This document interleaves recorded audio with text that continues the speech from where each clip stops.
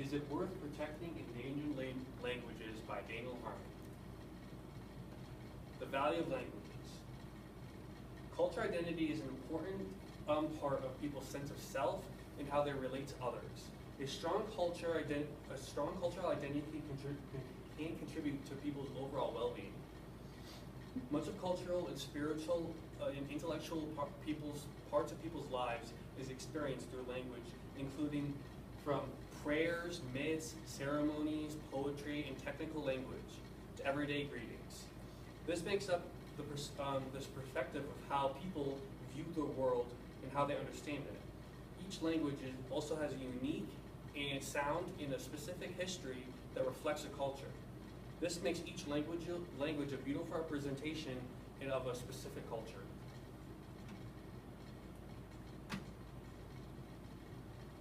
The imminent danger languages face. Lopsided distribution of speakers. Russ Reimer, a freelance journalist from National Geographic, said that out of 7,000 languages that are around today, about 3,500 of them, of the smallest languages, share a mere 8.25 of the 7 billion people we have today. And the largest 85 languages share about 78% of the world's speakers. This is like a pretty unhealthy balance because some languages may only have like 1,000 speakers or just a handful, when other languages have tens of millions.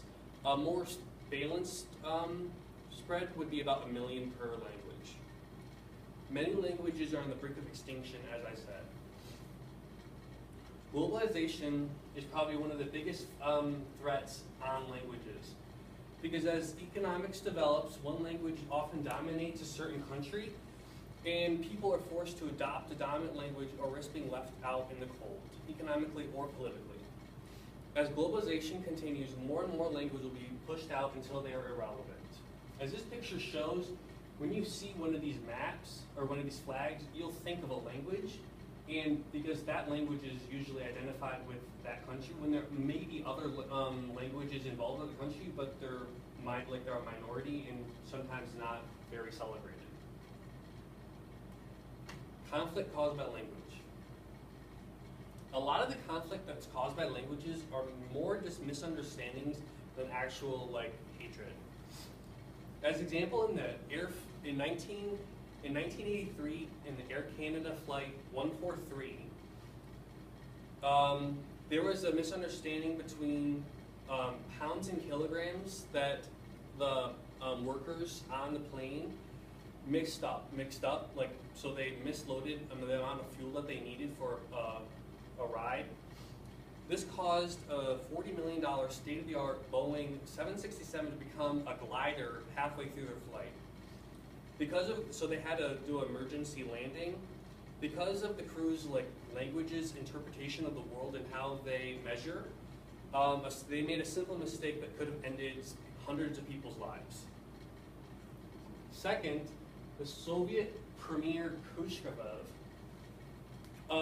during the Cold War, said "my vas pokum" to the United States. This was mistranslated to "we will bury you," when it was actually a common Russian idiom that means "we shall outlive you." This simple misunderstanding caused a flippant comment to actually a straight-up threat that the United States viewed very dangerously. Both of these examples shows that we don't really understand how other cultures view the world, and just because we misunderstand them can cause potentially dangerous situations. Endangered languages are a very serious problem in the world today. It is hard for Americans to understand language conflicts because in America is a very unique place where language seems to be, the English language seems to be a given. Everywhere you look, you say English. You don't really see any other languages, because English is the primary language of our country. But around the world, this is not the case.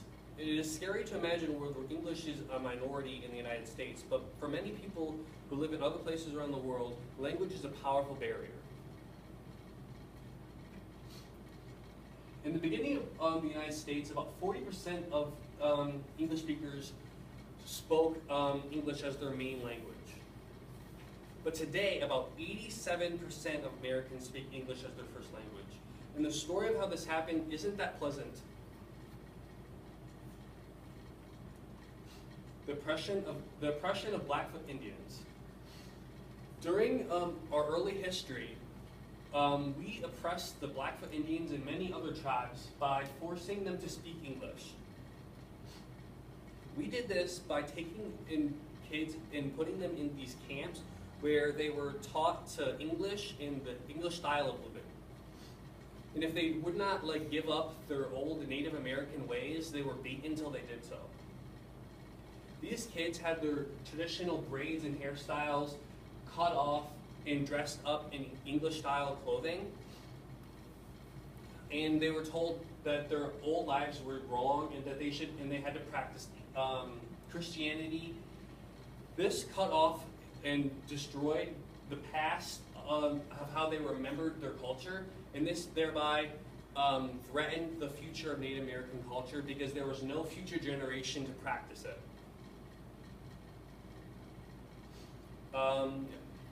Oppression of slaves in America. Slave owners and traders would often sometimes cut out tongues of African Americans who would be unwilling or unable to speak English. This caused a lot of African languages to be forgotten in just about one generation. With the disappearance of their languages, many aspects of their culture also disappeared, in the ways of destroying their culture was one of the worst crimes that I think is in our world today. This, because they lost language, they lost their direct line to their culture and the traditions they valued in Africa. The conclusion. The death of languages is actually kind of a normal process because languages behave as a living organism. We'll never be able to completely get rid of language deaths. The most important thing that we can do is documentation. When a language seems to be maybe dying, it is important that we collect information of how they practiced and spoke their language. Each language has a unique view of the world that is an invaluable part of human society and history. If we want to better understand ourselves, we have to understand everyone that is part of the human community. Language education.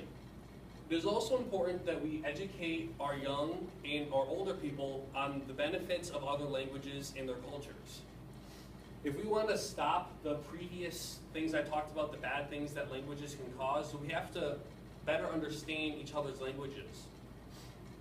Some people might suggest that we have a universal language, but because of the beauty of each language and how they view the world, it's too much to give up.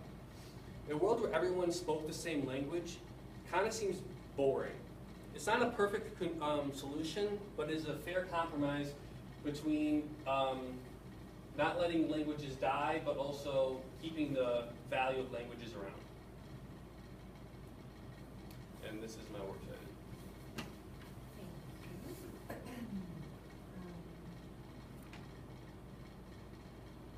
How did the stimulus materials inspire your original research? And was there anything in particular that prompted your research question? Yeah, definitely. In the article that was wrote by Russ Reimer, he talked about how the 3,500 languages had only about mere 8.25 million speakers, and that really showed me how stressing of a problem this is today.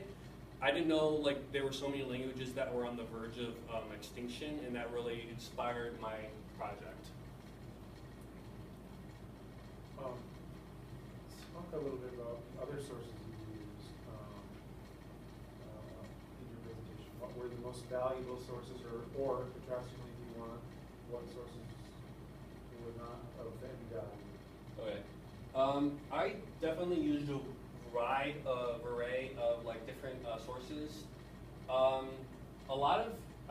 only had a handful of scholarly articles, but definitely news websites were very helpful, especially